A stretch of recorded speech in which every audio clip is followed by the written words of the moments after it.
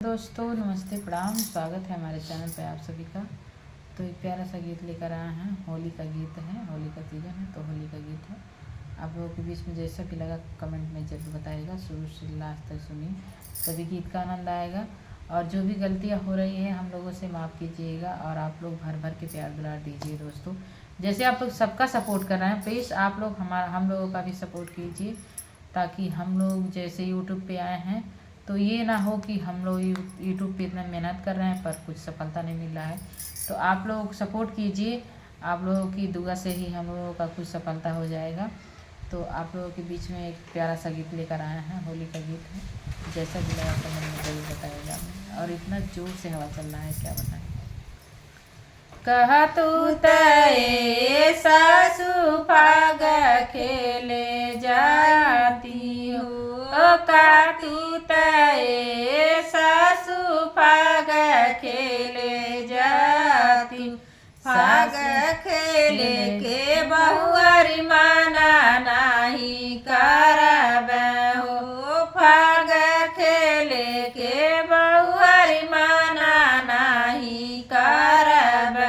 भाला के तोरा हो, भाला के तोरा होरीला खेलाई।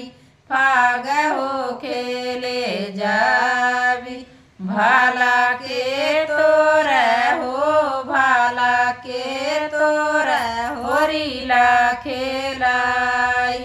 फाग हो खेले जाबी, कंचन दूध ससुधार घोरावन में हो, कंचन दूध ससुधार घोरावन में।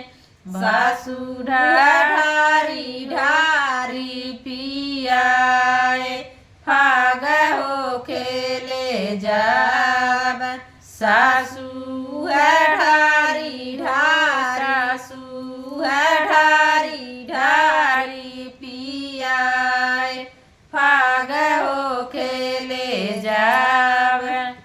फाग खेलात बैल खड़े दुपहरिया हो, फाग खेलात बैल खड़ी दुपहरिया।